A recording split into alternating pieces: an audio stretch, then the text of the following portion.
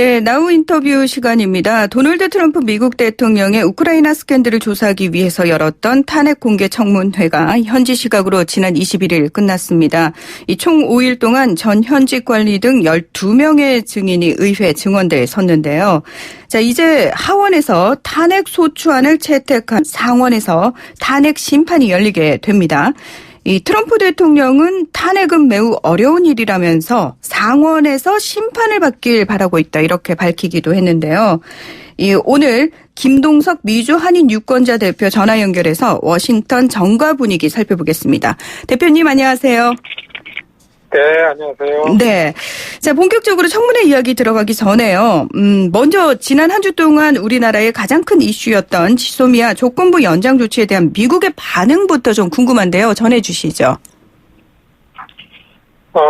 사실 한국에서 볼 때 대단히 큰 이슈였고요.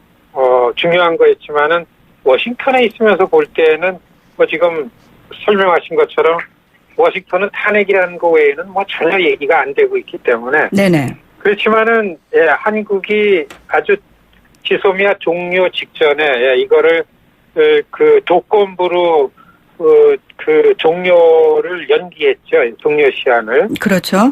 그거에 대해서, 미국의 미디어에서, 얘기들을 합니다. 근데 이제, 미디어에서 나오는 얘기들을 보면은, 미국이 일본을 작업을 해서 한국에게 정보를 줘서 한국과 일본이 지소미아를 복원할 수 있도록 그런 판을 만들었구나라는 것이 이렇게 좀 보입니다. 블룸버그 통신에서 한국과 일본이 마지막 순간에 지소미아를 구했다. 반드시 일본이 같이 등장하는 걸 봐가지고서는 네네. AP통신에서도요. 한국 정부의 조치가 지역 안보를 지키기 위한 미국 정부의 노력에 응해줬다. 이렇게 되죠. 네. 그리고서, 3개국 간의 안보 협력, 중요하다라는 걸 3개국 국가가 동의했다. 이렇게 나오고, 뉴욕타임즈에서는 수개월 동안 고조되어 온 한국과 일본 간 긴장 상태가 개선될 수 있다는 신호를 보였다. 한국에서는, 수출 규제라든지 WTO 제소 과정이라는 거에 대화로 이어지지 않으면은 종료하겠다라고, 일본 쪽에서는 절대 그런 거는 없고 한국이 양보를 해야 된다라고 해오다가 주말에 한일 간 외교장관 회담에서 수출 규제 관해서 다시 대화를 하겠다라는 그런 양쪽 외무장관이 그런 얘기를 하는 거 보면은 미국이 양쪽 국가를 작업을 했다 이런 것이 엿볼 수 있습니다. 그런 분위기이고 다만 지소미아 관련해서 워싱턴 중심부에서는 별로 큰 이슈로 보여지진 않고 있습니다. 네, 워싱턴 정가에서는 약간 주변부로 밀렸지만 우리가 느끼는 압박감은 사실 그동안 굉장히 컸다라고 볼 수 있는데 일부 신문에서는 지소미아는 연장이 됐지만 한미 관계는 최악이다 이런 평도 나오고 있는데 이건 어떻게 봐야 될까요? 지소미아 이슈로 한미 관계에 무슨 문제가 생긴다라는 거는 지금 구체적으로 알 수 없고요. 다만 지소미아 종료 시한 직전에 미 연방 상원 외교위 국방위가 합동으로 결의안을 내서 하루 만에 전체 회의까지 통과를 시켰습니다. 그거를 보면은 이 지소미아라는 게 동맹에까지 무슨 영향을 주는 게 아니고 한국, 미국, 일본 관계를 잘 유지하는 게 그리고서 이게 오히려 낫다. 오히려 미국 정가에서는 방위비 분담 증액하는 게 동맹 관계를 해치는 거다. 그렇기 때문에 미국 국익을 위해서는 트럼프 행정부가 그렇게 좀 요구하는 게 부당하다. 이게 이제 의회 정치권에서 나오는 얘기. 동맹 관계는 오히려 방위비 쪽에 해당이 되는 거고 지소미아로 보기에는 좀 많이 오피니언 같은 것들을 찾기 어렵다. 이렇게 보여집니다.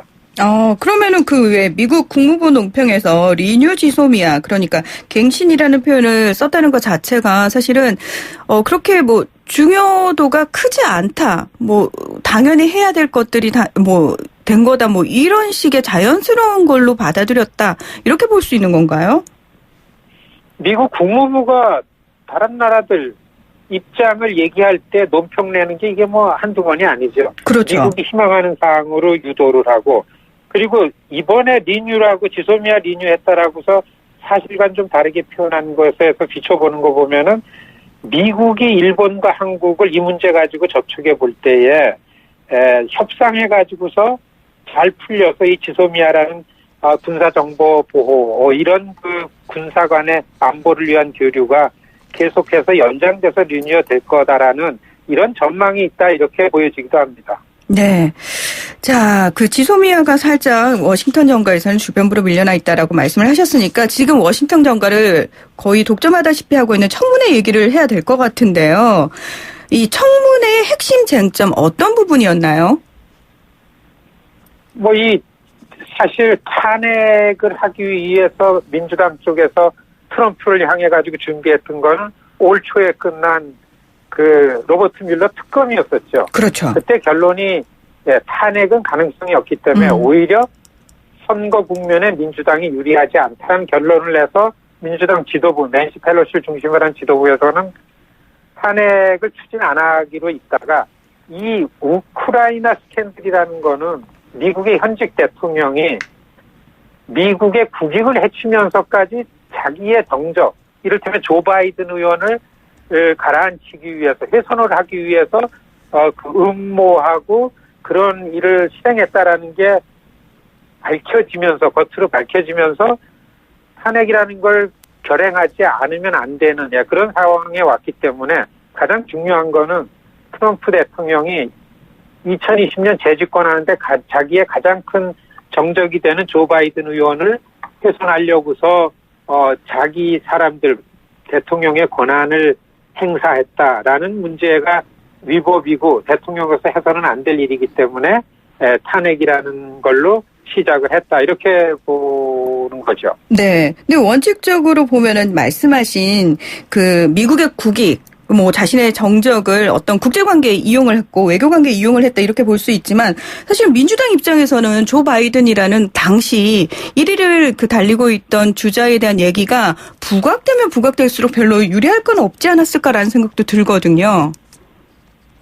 사실 두 가지로 보입니다. 네. 낸시 펠로시 민주당 낸시 펠로시 의장이 사실은 끝까지 이 탄핵을 결행하겠다라고서 결정할 때에 고심을 많이 했죠. 그런데 시민사회의 트럼프 대통령의 이러한 그 행태가 알려지면서 미국의 오피니언 리더들로부터는 이거를 의회에서 탄핵으로 가지 않으면 안 되는 그런 명분이 됐던 부분이 있고요. 네네. 두 번째는 지금 민주당의 흐름을 주도하는 게 지도부가 아니고 공화당도 마찬가지지만 민주당의 아주 강경한 그 좌파 그룹들, 프로그레시브 그룹이라는 초재선의 아주 강경한 그 레프트 쪽에 있는 의원들 한 100여 명의 그 성화에 못 이긴 거라고 보는 게 맞습니다. 그렇기 때문에 민주당에서 결정을 해서 탄핵해야 된다. 하원에서 이제 조사를 시작한 거죠. 네네. 자, 그러면은 이번 그 청문회에서 민주당이 어쨌든 내외부적으로 좀 압박을 받아서 이 탄핵 청문회를 강행을 했는데 중요한 거는 이제 트럼프 대통령에게 타격을 줄 만큼 핵심적인 좀 증언들이 나왔느냐의 문제거든요. 지금 내용으로 봐서는